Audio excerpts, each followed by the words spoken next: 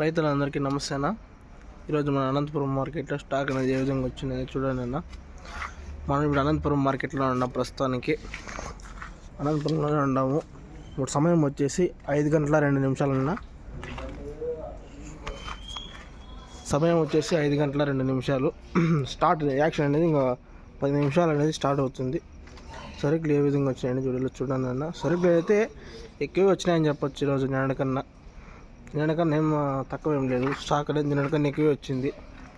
నేను దాన్ని చూస్తే తక్కువే వచ్చింది. స్టాక్ చాలా తక్కువ వచ్చింది.